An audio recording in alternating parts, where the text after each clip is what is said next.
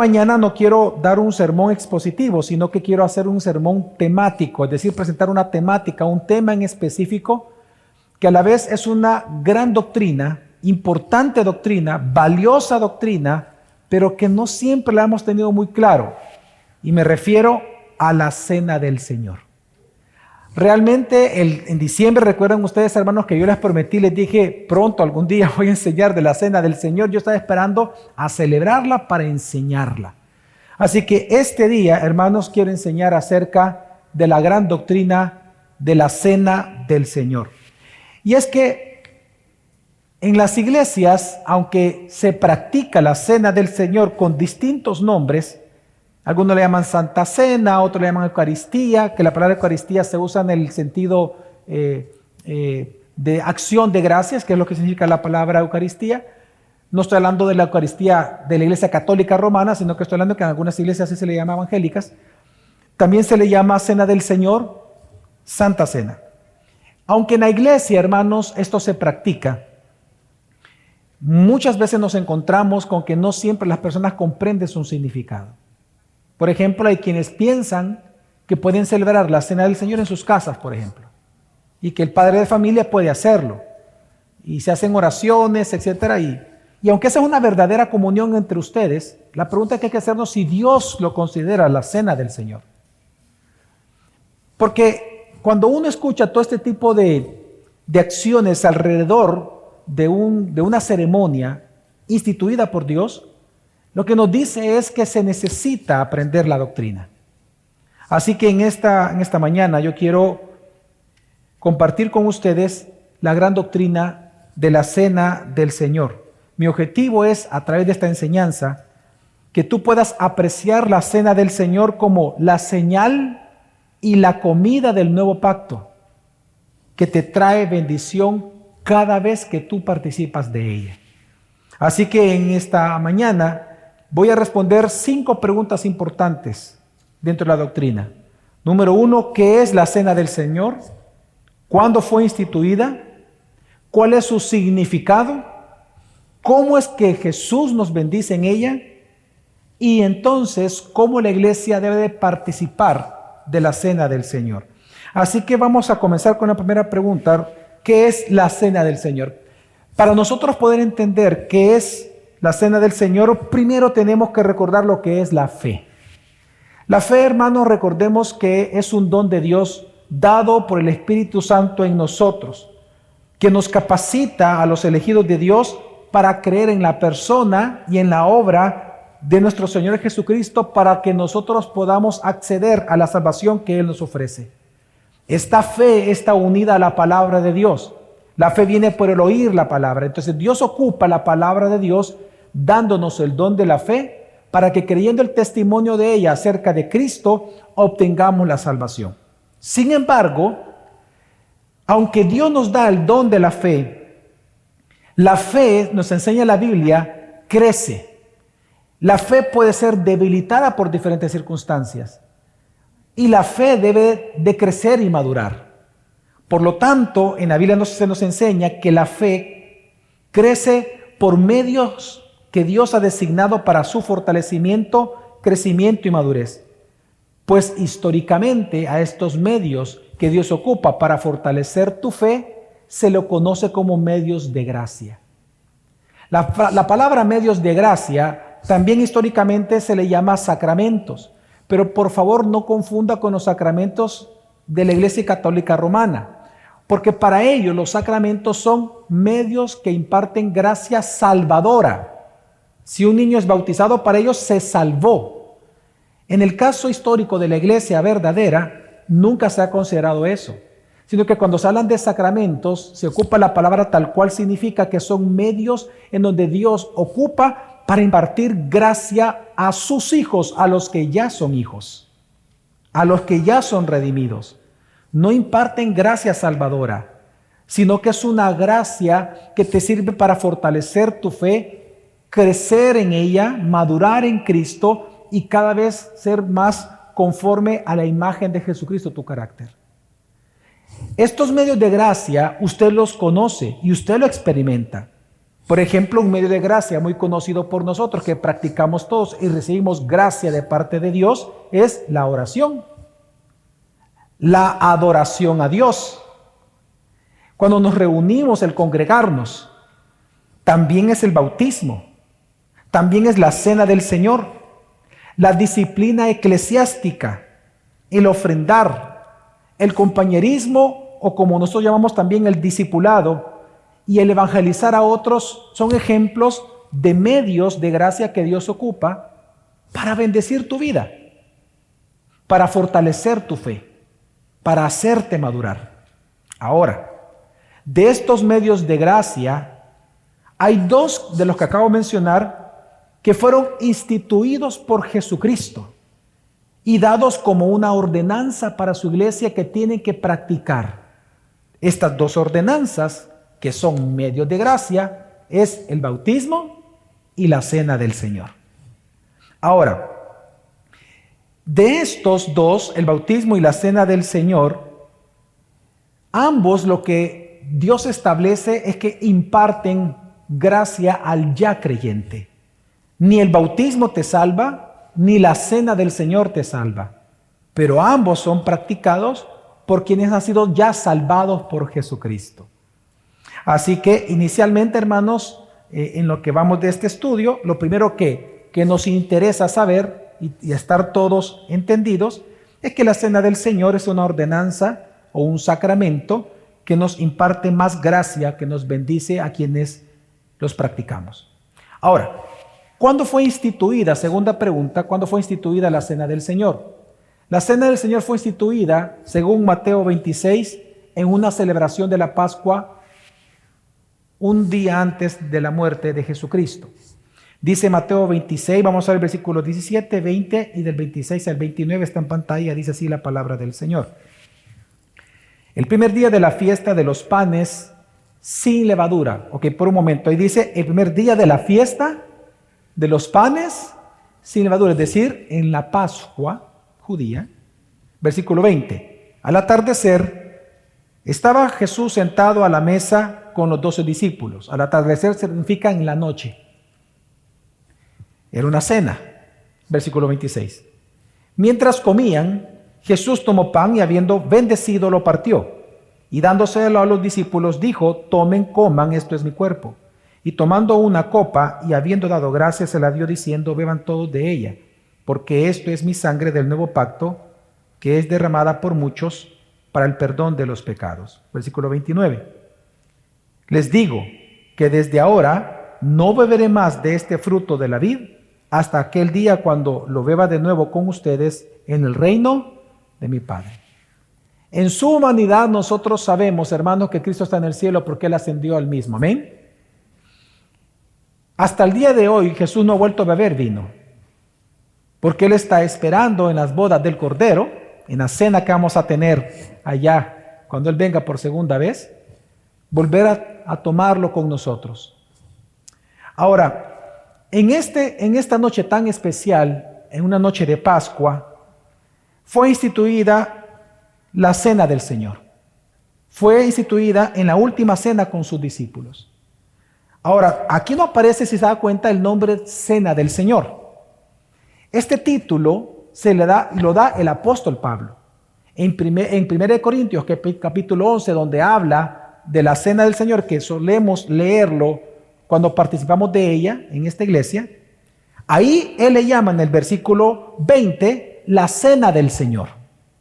Y él dice que esta es la cena del Señor porque fue una orden de parte de Jesucristo que toda su iglesia debe de celebrar dicha cena. Esto lo dice en 1 Corintios 11, versículo 23 al 24. Es decir, que es una ordenanza directa de Cristo. Porque Pablo dice, recibí de Jesús, de Él recibí, que debemos de hacer esto en memoria de Él, cada vez que nosotros nos reunimos. Ahora, ya sabemos, de manera general, hermanos, que la cena del Señor es una ordenanza, un medio de gracia que Dios ocupa para fortalecer tu fe, para darte ánimo y para hacerte crecer en ella, en la fe. Hemos entendido que fue instituido en la última cena con sus discípulos antes de la muerte de Jesucristo. Pero el meollo del asunto, la parte más importante de este tema es ¿qué significa? ¿Qué significa la cena del Señor? ¿Qué significa que haya sido celebrada y que Jesús haya cambiado los elementos de la Pascua a la cena del Señor? ¿Por qué Jesús no lo celebró en la fiesta de los tabernáculos? ¿Por qué Jesús no lo celebró en otro tipo de fiestas, por ejemplo en la de las trompetas? ¿Por qué específicamente Jesús es en la Pascua que Él instituye la cena del Señor? ¿Y por qué ese día? ¿Y por qué Él habla de una copa del nuevo pacto? Así que todas estas preguntas nos llevan a una sola. ¿Cuál es el significado real de la cena del Señor? Para responder esto, hermanos, porque esta es la parte principal de la enseñanza y por lo cual yo le pido toda su atención y que pueda apuntar para también usted estudiarlo después. Para entender esto, hermanos, lo que es realmente la cena del Señor, tenemos que entender dos cosas. Lo que son los pactos y la señal del pacto. Pactos y sus señales. Así que rápidamente vamos a entender este tema para poder comprender la trascendencia de ese día, de esa institución. Bíblicamente, hermanos, todos podemos estar de acuerdo de que la forma principal, la Biblia nos enseña que la manera principal en la cual Dios retrata su relación con nosotros, su pueblo, es a través de pactos.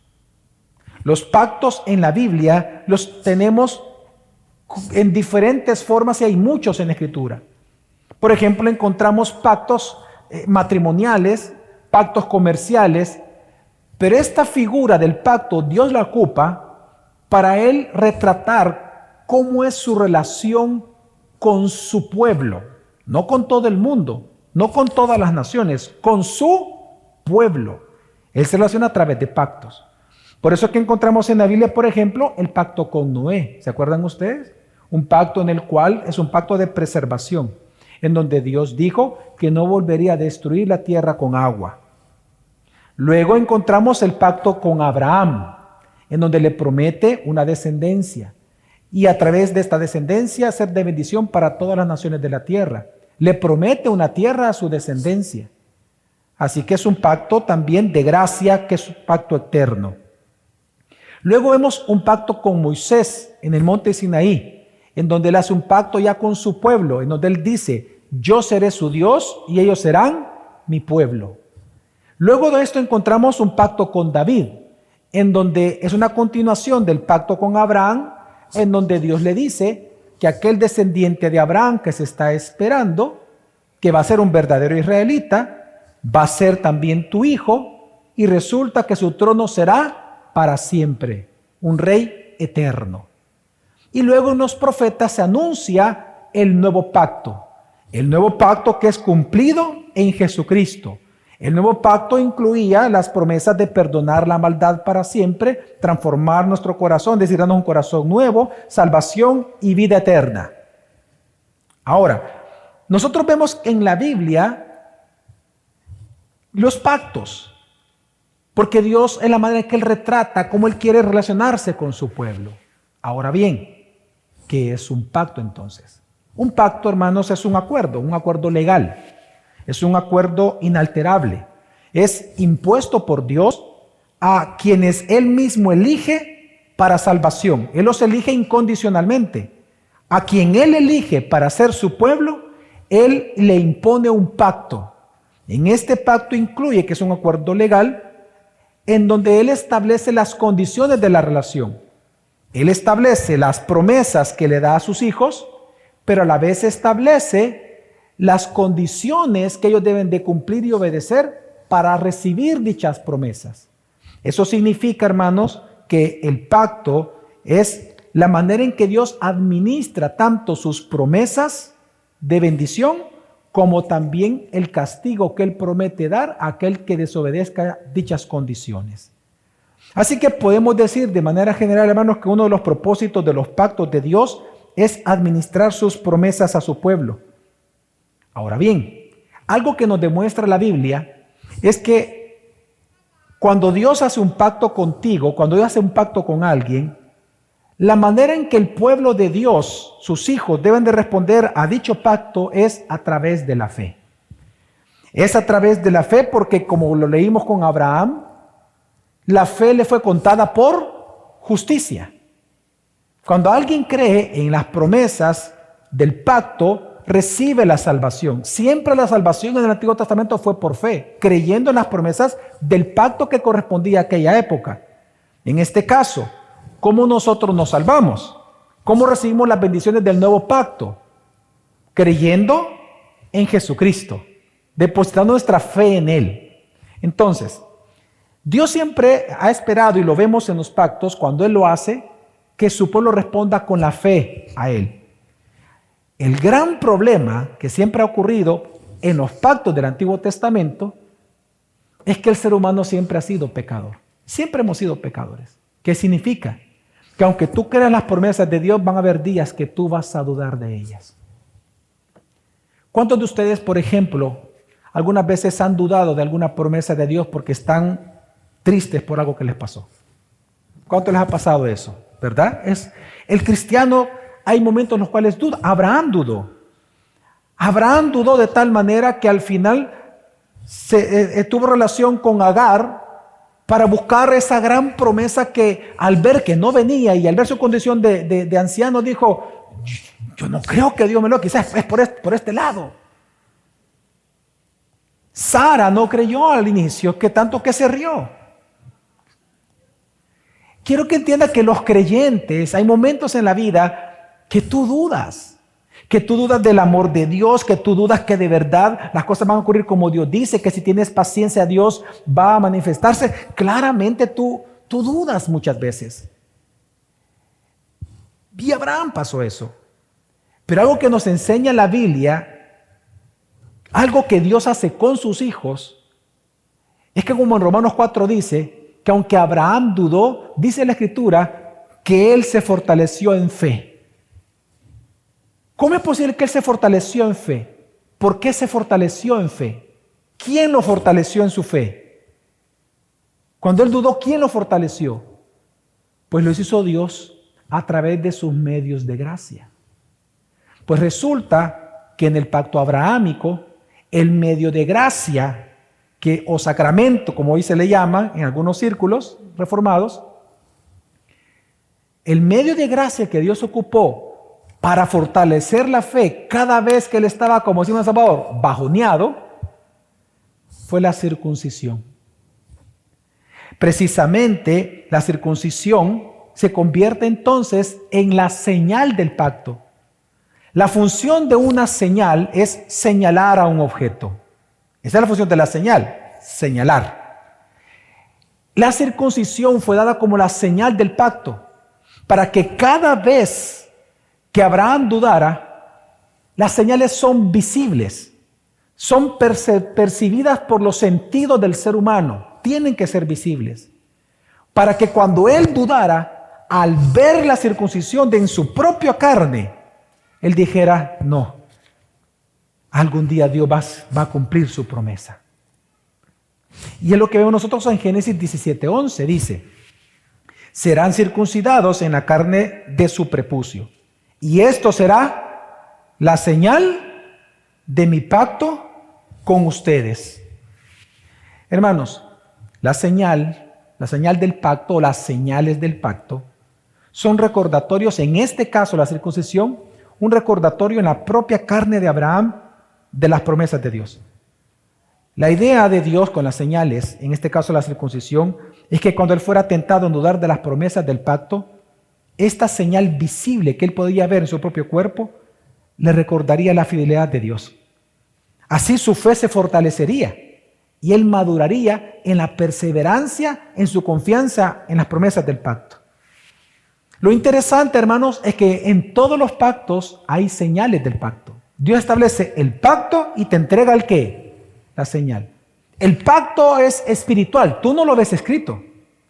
¿Tú qué es lo que ves? La señal. La señal, entonces, son recordatorios visibles de la bondad de Dios.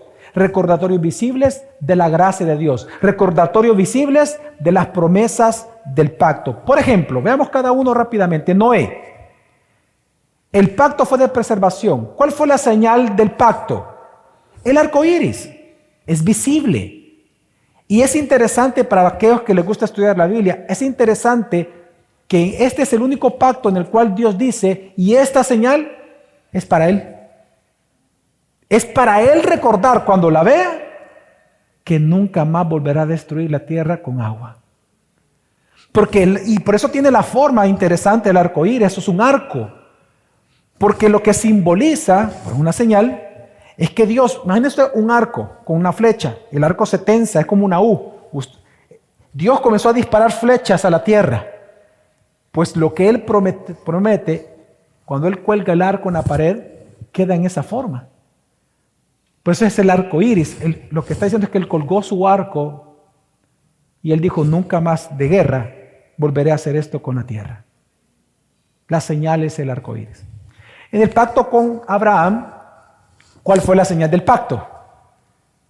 En el pacto con Abraham fue la señal del pacto, la circuncisión.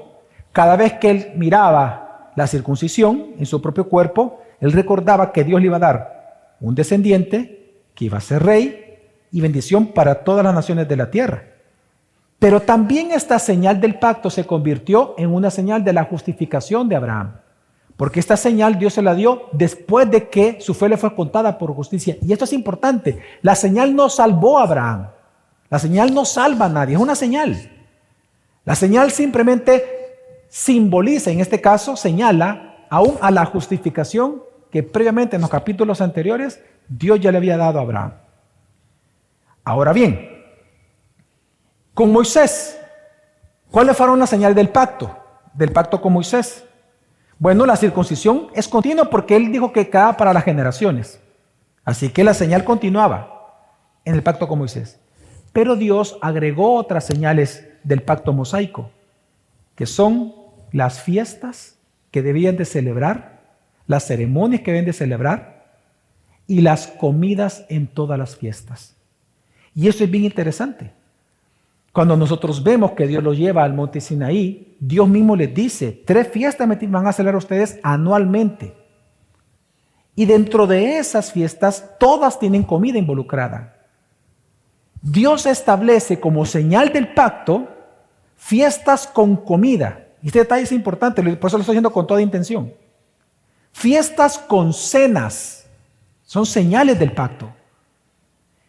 Pero precisamente una señal del pacto importante en el pacto mosaico, a la par de la circuncisión, entonces fue la cena de la Pascua. ¿Qué celebra la Pascua? La Pascua judía, ¿qué celebraba? La liberación de la esclavitud, ¿de dónde? De Egipto. Tenemos que recordar un poquito para ver todo lo que envuelve la cena del Señor. En esta cena de Pascua, recordemos de que el pueblo hebreo estaba esclavizado en Egipto. Dios ocupa 10 plagas, que son 10 juicios. Ojo, 10 juicios. Veamos la imagen. El pueblo de Dios estaba bajo juicio. Las 3 primeras todos fueron afectados, ¿sí o no? Después las demás ya no fueron afectados el pueblo de Dios, del antiguo pacto. Pero es importante entender que lo que nosotros vemos es que en Egipto, lo que vemos es que ellos merecían el juicio. Pero ¿qué hizo Dios en la última plaga? Que era que Dios iba a matar al primogénito de todos. Ellos merecían el juicio. Dios lo que hizo fue proveer un cordero. Proveyó de un cordero para que muriera en sustitución del primogénito de cada familia. Provee el cordero para que muera el cordero y no el primogénito. Y por lo tanto Dios dijo qué tenían que hacer con el cordero. Número 1, tenían que sacrificarlo. Número 2, agarrar la sangre y ponerla, digan conmigo, por señal en los dinteles de la puerta, para que cuando el ángel de muerte pasara en la noche y viera a donde viera la señal, la sangre, entonces él pasaría de largo, por eso se llama Pascua, porque pasa sobre las casas de los judíos, pasó por encima de todos ellos la muerte, el ángel de muerte, y por lo tanto por eso se llama en inglés Passover, es sobre Pascua. Y en ese contexto entonces ellos fueron sellados con la sangre del cordero para ellos no ser muertos, no recibir el juicio, sino pasaron el juicio. Lo segundo que Dios ordenó con el cordero, aparte de matarlo y su sangre en los dinteles de la puerta, era comerlo. Y tenían que comerlo con ciertas indicaciones de parte de Dios. Tenían primero que comerlo, dice, con el cinto amarrado en la cintura, con las sandalias puestas. ¿Por qué? Tenían que comerlo deprisa, rápido. Así como cuando usted va a un examen, ¿no? Está en la universidad o tiene que traer solo media hora para comer, rápido. Rápido tiene que comerlo. ¿Por qué? Porque simbolizaba que al día siguiente tienen que salir libres, inmediatamente huyendo de Egipto. Pero no solamente eso, sino que Dios estableció que la Pascua tenía que ser comida comunitariamente. Llama a tu vecino. Es decir, la Pascua no tiene que ser comida sola. Por eso vemos que Jesús reunió a sus discípulos, porque él no podía comer la Pascua solito. Tiene que ser en la comunidad del pacto. Y es aquí donde Dios establece que la cena de la Pascua tenía que ser comida de manera comunitaria. Y en cuarto lugar, Dios pide que se convierta en una fiesta. Y Él deja en la ley de Moisés que a donde Él establezca su presencia, ahí tenía que celebrarse la fiesta. La fiesta de los panes sin levadura, celebrando la Pascua en sus primeros días. Así que era una fiesta que ¿qué celebraba? En una fiesta, hermanos, en donde se conmemora la liberación y la redención de la esclavitud de Egipto. Así que, ¿qué es lo que vemos en la cena pascual? En la cena pascual lo que vemos es a Dios reunido cada año con su pueblo, en donde Dios es el Padre en una mesa y Él provee alimento a su casa, en donde están todos los jóvenes, están todos los adultos, están todos los ancianos, está toda su familia reunida, el Padre con sus hijos, y Él les provee del Cordero para que ese día celebren que aún mereciendo el juicio, Dios sustituyó a ellos proveyéndoles de un cordero. Fue el cordero el que recibió la paga del pecado y sobre ellos lo que recibieron fue la liberación a la justicia de parte de Dios. Dios los redimió. Así que ahora, este patrón, hermanos, Dios le establece de la cena de Pascua como una señal del pacto mosaico. Así que en el pacto mosaico hay dos señales. La circuncisión, que se realizaba una sola vez en la vida, pues sí, solo una vez se le cortaba la piel,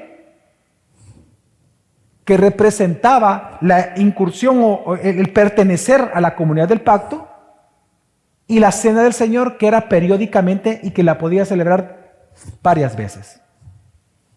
Así que por eso nosotros vemos, hermanos, que cuando Dios los lleva, una vez los libera de Egipto, 3 días después están en el monte Sinaí. Estando allí, recordemos que ellos llegan al monte e intentan comenzar a subir el monte, llegan a la falda. ¿Y qué pasó? ¿Dios los dejó subir o Dios no los dejó subir? Hermanos, no los dejó subir. Es más, dice la Biblia que salieron truenos, rayos, y que si incluso un animal se acercaba en ese momento a este monte ya santo, por flecha milagrosa caía y los mataban. Todo el que pusiera un pie en ese monte iba a morir irremediablemente, porque Dios es un Dios santo. Así que Dios no los deja acercarse al monte, solo a Moisés. ¿Pero para qué los llevó entonces? Para convertirlos en pueblo, para hacer un pacto con ellos, después de haberlos librado. Y Él hace un pacto, y vemos las partes del pacto. Él hace un pacto. Primero, Él recuerda a ellos lo que hizo. Yo los libré de Egipto. 2, ¿cuál es la promesa del pacto mosaico? Bueno, hacer de ellos una nación santa, un reino de sacerdotes para todas las naciones, ellos ser el pueblo de Dios y Dios ser el Dios de ellos. Es decir, Dios les promete hacer de ellos un tesoro especial. ¿Cuáles son las condiciones del pacto? Bueno, que tenían que obedecer toda la ley de Moisés. Y les dijo, pongo delante de ustedes la bendición y la maldición del pacto. Si ustedes obedecen el pacto, bendiciones. Si ustedes desobedecen el pacto, estas maldiciones vendrán. Ahora, cuando Dios los lleva ahí y hace este pacto en un solo día, y hace con ellos este pacto, la pregunta es cómo Dios selló el pacto. En Éxodo 24 se nos dice que trajeron muchísimos corderos y los mataron. Y una vez recogieron la sangre, vino Moisés y la sangre la derramó, la mitad de la sangre en el altar que habían construido para Dios.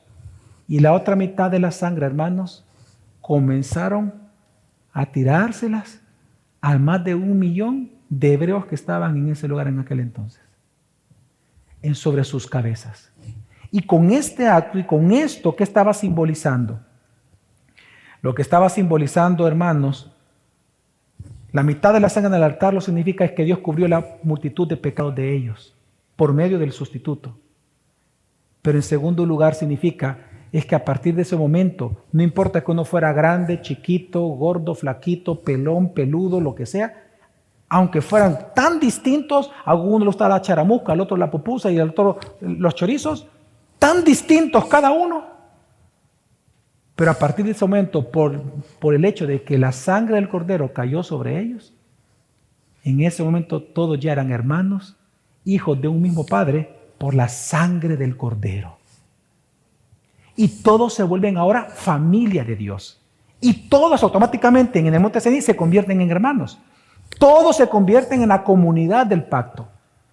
Ahora, en el siguiente versículo, cuando dice eso, entonces dice en Éxodo 24 que Moisés toma a 2 jóvenes, entre esos Josué, y se lleva consigo 70 ancianos. ¿Y ahora dónde se los lleva? Al monte.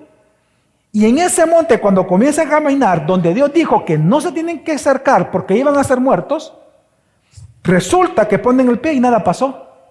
Y resulta que comienzan a subir y nada pasa. ¿Por qué? Porque ya no eran asesinados. Porque ahora eran sus hijos. Y ellos ya estaban en pacto con Dios. Y podían entrar a su presencia.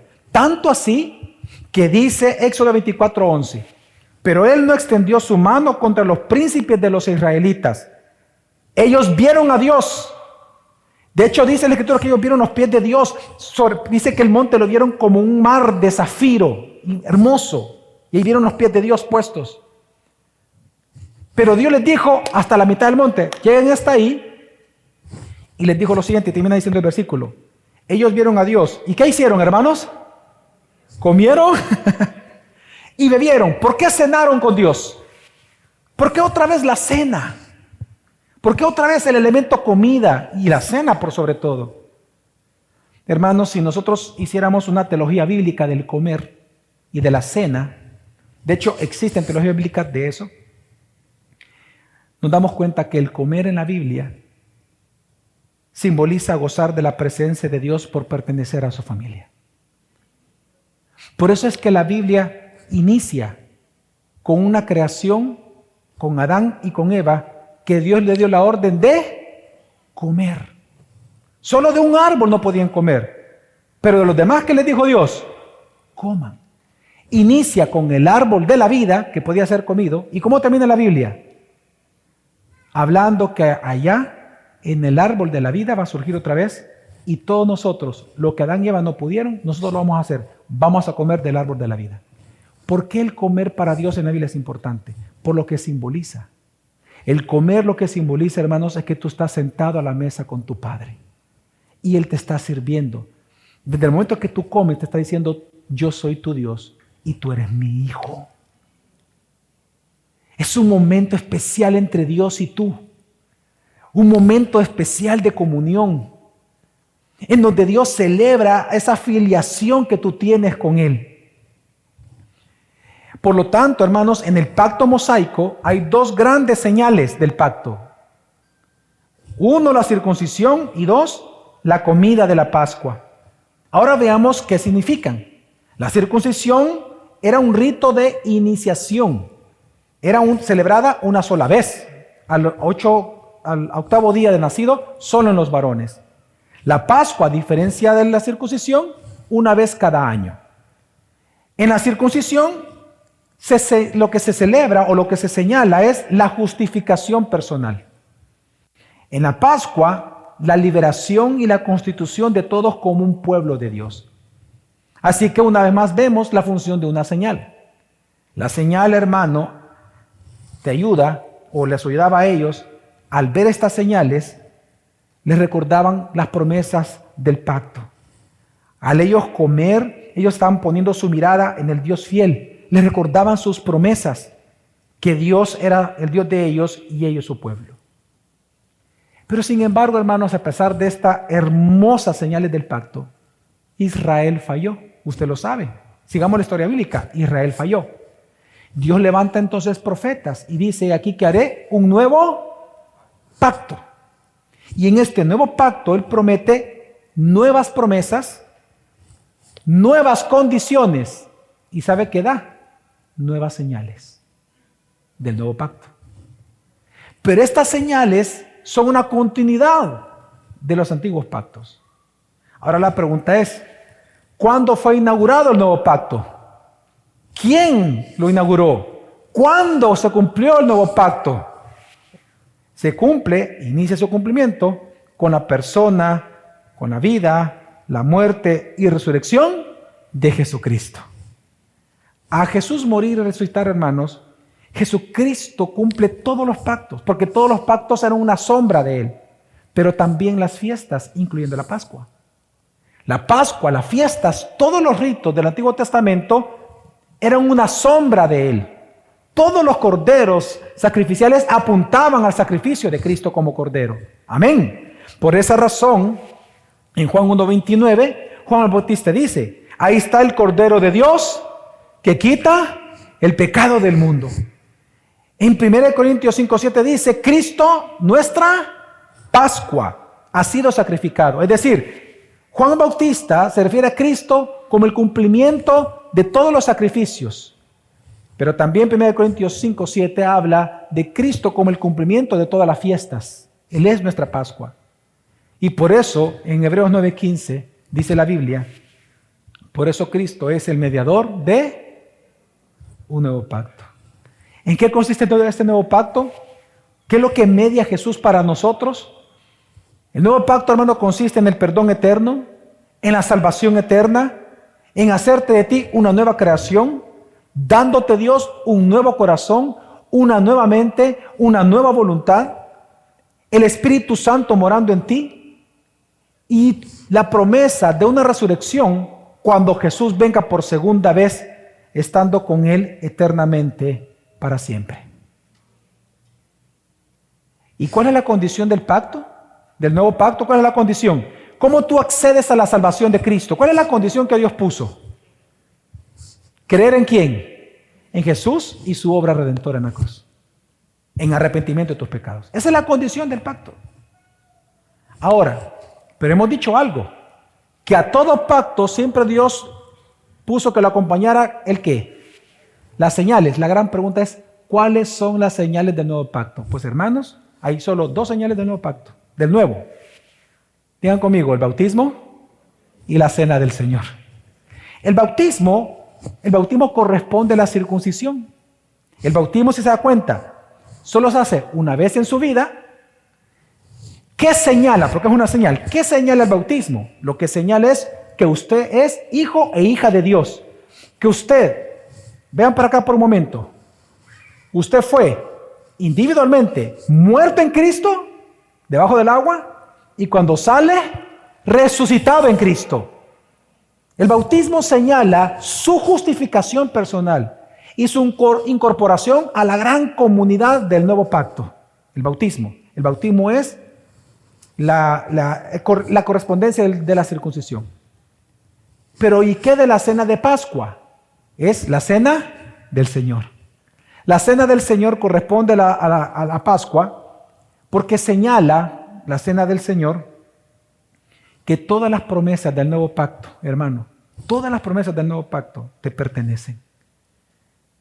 En la cena del Señor, cuando tú participas, lo que está señalando la cena es que tú participas de la cena porque tú estás ya a la mesa sentado con Dios como Padre, porque tú eres hijo y tú ya gozas de comunión.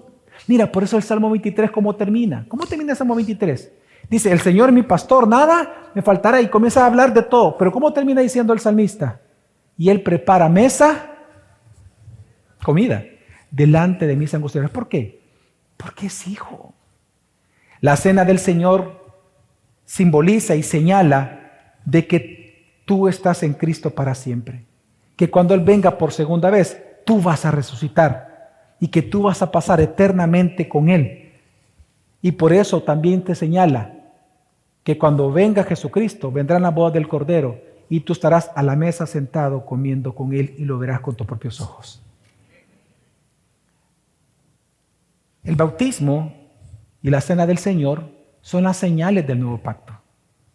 Entonces hoy sí puedo definir, porque no lo he hecho, ¿qué es la cena del Señor? La cena del Señor es la señal y la comida del nuevo pacto. Por eso es que un texto que siempre leemos, o casi siempre leemos cuando hacemos la cena del Señor, es 1 Corintios 11, y lo quiero leer ya entendiendo todo esto, lo vamos a leer, dice el versículo 23 al 26.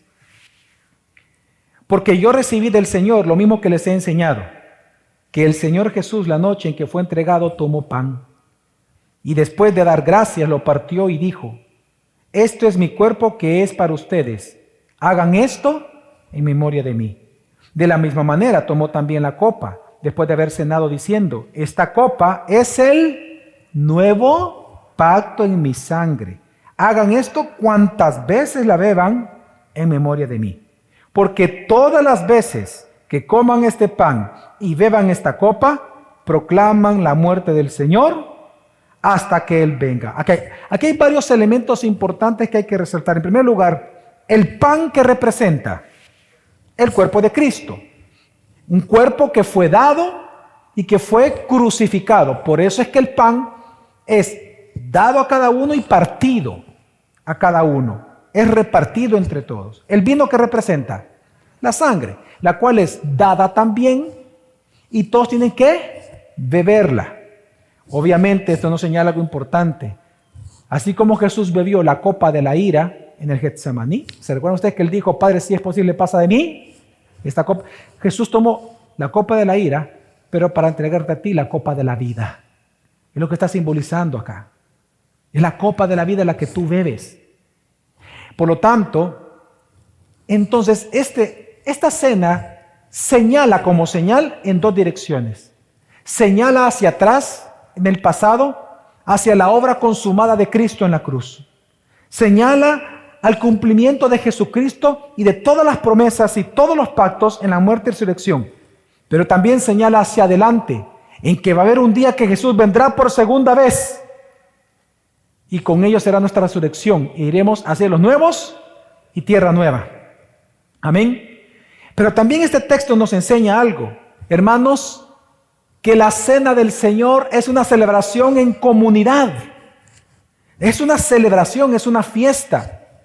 No solamente es recordar, no, es celebrar. Es celebrar una realidad que ya gozamos. Celebramos nuestro rescate de la condenación eterna, celebramos la libertad del pecado, celebramos nuestra adopción en la gran familia de Dios, celebramos nuestra membresía en el cuerpo de Cristo, celebramos que estamos sentados a la mesa de Dios, esperando su regreso y nuestra resurrección. Así que no solamente es un recordar, no.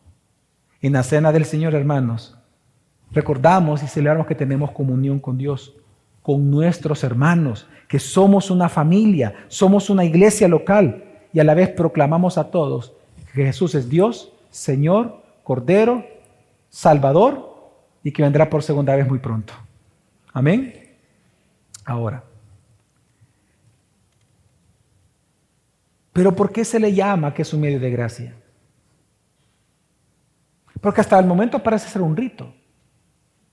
¿Pero por qué se le llama que es un rito, que es un medio de gracia? Es decir, que imparte bendición.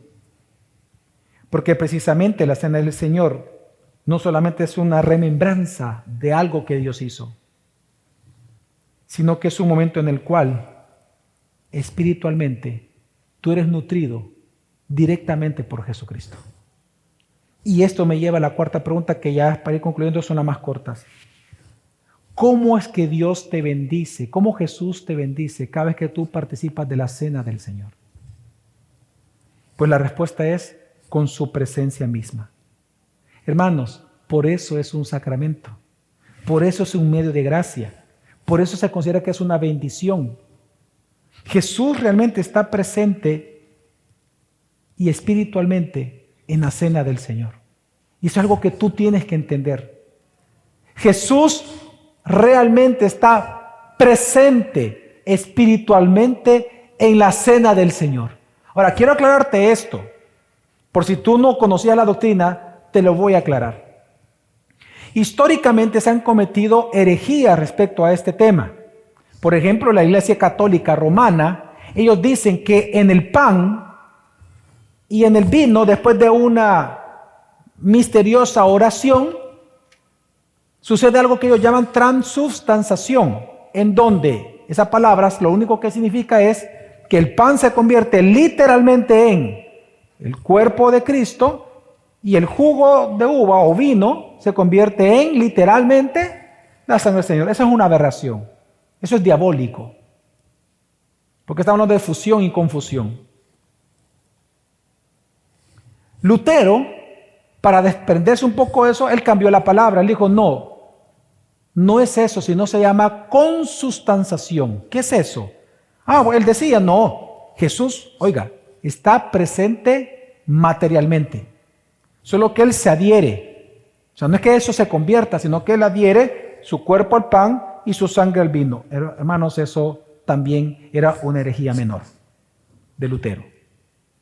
Era una confusión que él tenía y eso estamos todos claros de que no es así porque ni siquiera es bíblico. Y se lo voy a demostrar. Zwinglio, el otro reformador, para separarse de eso, él dijo, se fue al otro extremo. Él dijo, no, estos solo son meramente símbolos que no significan nada. Simplemente es un recordar del cuerpo y la sangre de Jesús. Y si eso es así, ¿por qué Jesús lo instituyó? Si solo fuera meramente algo como comer una charamusca recordando cuando íbamos al estadio. No, Él lo instituyó. Entonces vino Calvino, y aquí todos los que practicamos la cena del Señor estamos de acuerdo. Calvino dijo no, y él recordó algo sumamente importante. Él dijo, miren, en la unión de las dos naturalezas, divina e humana en Cristo, la doctrina nos dice que no hay fusión ni confusión en las dos naturalezas.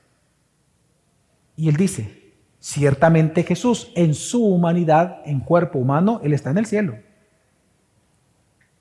En su cuerpo humano, Él no es omnipresente. Como que fuera Sayujin, de estos muñequitos, que se transforma un montón de Jesuses. No. En su humanidad, Él no es omnipresente. Sin embargo, como Él es Dios, Él dijo, donde dos o más estén reunidos, estaré allí. ¿Cómo es posible eso? Es en su divinidad, por medio del Espíritu Santo. Y entonces Calvino dice, es a través del Espíritu Santo que Dios está presente cuando tú oras, pero también cuando participas de la cena del Señor.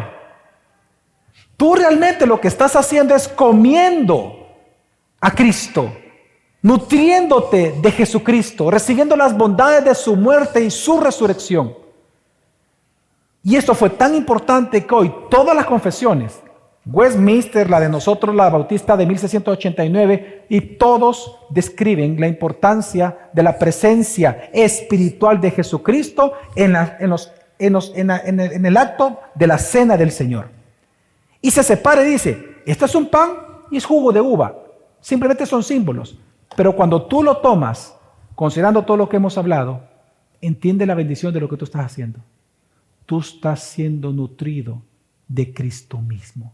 Él está presente ese momento en tu vida. Quiero citar a Juan Calvino y él dice: así como el testimonio interno del Espíritu es el que nos convence de que la Escritura es verdaderamente la palabra de Dios, y así como es el Espíritu el que hace efectiva la unión del creyente con Cristo, así también es el Espíritu el que hace a Cristo real y presente en la cena del Señor. Hermanos, por eso es que la cena del Señor como institución es un regalo de Dios para nutrirnos. Y por eso Dios ocupa la comida. Porque lo que está simbolizando es esto: así como el pan y el jugo de uva te nutren, así Cristo te nutre tu fe y tu espíritu. Por eso es que si tú este día has venido débil en tu fe, estás dudando, pero eres hijo de Dios y cumples con las condiciones del pacto, entonces, hermano, participa de la cena del Señor. Que el Espíritu Santo te va a fortalecer esta mañana. Claramente te va a fortalecer porque es una promesa de Dios. Es una institución divina. Es un medio de gracia. Él te va a impartir gracia a través de tu comer a Cristo espiritualmente. Es que Jesús lo anunció. Él dijo: el que no coma mi carne y beba mi sangre, no es digno de mí, dijo. Y todos lo acusaron de canibalismo. No, es que él se está refiriendo a la cena. Se está refiriendo espiritualmente a lo que iba a ocurrir en la iglesia. Nosotros comemos a Cristo y bebemos de Cristo, nuestro alimento espiritual, el pan que descendió del cielo, cada vez que nosotros participamos de la cena del Señor. Pero también entonces fue instituida para que recordemos la obra completa de Cristo. También, como dice el texto, para darle gracias a Dios. Pero también, hermanos, fue instituida para que amemos a nuestros hermanos y junto con ellos nos edifiquemos mutuamente. La cena del Señor, por lo tanto, hermanos, yo la defino de la siguiente manera, y creo que está en pantalla. Esta es mi definición de la cena del Señor. Es una señal externa por medio de la cual Dios sella en nuestras conciencias las promesas del nuevo pacto para sostener nuestra débil fe y a su vez respondamos con piedad en su presencia y ante nuestros hermanos, a quienes debemos servir como Cristo nos sirve su carne y su sangre. Entonces, si esto lo enseña así la doctrina, y bueno, y si yo no quiero citar más hombres porque no quiero darle la autoridad a los hombres, pero obviamente entiendo que algunos de ustedes admiran a ciertos personajes, pero yo les puedo decir que desde dispensacionalistas muy fuertes en el mundo que hay actualmente, grandes maestros dispensacionales, hasta los más fuertes reformados, todos están de acuerdo. Es que cuando usted come la cena del Señor, usted está siendo nutrido directamente de Cristo. Todos están de acuerdo con eso. Y todos están de acuerdo que la cena del Señor, junto con el bautismo, son medios de gracia, donde Dios te imparte gracia literal y verdadera en el momento que tú estás participando de ellas. Entonces, si eso es así, hermanos, con esto concluyo. ¿Cómo participar de la cena del Señor? Hermano, yo te invito que en el momento que tú tomes la cena del Señor, dirijas tu mirada a 5 lados. Primero, mira hacia ti mismo. Es decir, hazte un autoexamen. Pablo dice en 1 Corintios 11 que no puedes tomar la cena del Señor sin discernir correctamente el cuerpo. ¿Qué significa eso? Hermano, si en la cena del Señor celebramos que hemos sido unidos al cuerpo de Cristo, si tú esta mañana estás dividido en tu corazón con alguien de la iglesia, tú resientes de algo con alguien de la iglesia, tú resientes de tu iglesia local o de los pastores, estás dividido con tu iglesia, ni se te ocurra tomar la cena del Señor. No puedes. Tú mismo te estás descalificando. Porque no estás discerniendo el cuerpo. ¿Cómo tú puedes celebrar diciendo, voy a celebrar el que Dios me ha unido al cuerpo y que soy parte de la mesa, si estoy yo herido con mi hermano, estoy resentido? No. Deja tu ofrenda en el altar y ve y arréglate primero con él. Ya luego toma la siguiente cena del Señor. ¿Por qué eres hijo? Así que la primera mirada es hacia ti mismo. Examínate si estás en las condiciones de recibir la cena del Señor. En segundo lugar, la segunda mirada dirígela a tu alrededor. Mira quién está ahorita a la par tuya. ¿Quién está a la par tuya? Tu hermano y tu hermana. Entonces, Reconoce durante la cena del Señor, cuando estés comiendo el pan y el jugo, reconoce el valor de tu iglesia local en tu vida, que tú los necesitas a ellos, que Dios te ha puesto para crecer en una iglesia local, que son valiosos y son necesarios en tu vida. Por eso es que en muchas iglesias, y nosotros vamos a comenzar a incorporarlo dentro de la liturgia, no ahora, sino en las siguientes cenas. Por eso es que en muchísimas iglesias lo que se hace es renovar el pacto de membresía. Se leen algunos artículos para recordarle a todos lo que hemos comprometido. ¿Cuántos aquí son miembros formales de esta iglesia? Ok, en la cena del Señor es donde usted vuelve a ratificar ese pacto, ¿sabía? Es allí, en donde usted está, lo que está haciendo es diciendo, yo amo a mis hermanos y me comprometo a cuidar mi iglesia, cuidarlos a ellos, amarlos y protegerlos. En tercer lugar, dirige tu mirada hacia atrás y pregúntate, y mira la obra de Cristo en la cruz y pregúntate, ¿yo creo realmente en Jesús? ¿Creo realmente que Él murió por mí en la cruz? ¿Creo realmente que soy pecador y que Él me ha perdonado mis pecados? Porque si tú no eres un creyente, si tú no eres un hijo de Dios, no puedes participar de la cena del Señor. Porque claramente hemos visto en la historia de la Biblia que la cena del Señor es para los hijos. Solo es para los hijos. Número 4, dirige tu mirada hacia el futuro. Porque Jesús aquí dice, anunciando la muerte de Cristo hasta que Él venga, dijo el apóstol Pablo. Mira hacia el futuro. Cuando participemos, hermano, piensa que Jesús vendrá por segunda vez y con Él la culminación de todas las promesas para siempre. Amén. Y por último, falta un lugar. Ya miramos hacia uno, alrededor, atrás y adelante. Falta un lugar. Dirige tu mirada al cielo. Adorando a Dios en gratitud. Mira a Cristo. Mira a Dios. Levanta tu mirada en agradecimiento. Y esperando su regreso, di, Maranata. Ven pronto, Señor Jesús. Porque es lo que celebramos en la cena del Señor también. Celebramos a Cristo. Así que si tú este día como hijo de Dios has venido con dudas, vienes cabizbajo, triste, participa de la cena. Porque aquí que Dios nos ha prometido impartirnos gracia a nosotros por participar de la cena. Para la gloria de nuestro Señor. Amén.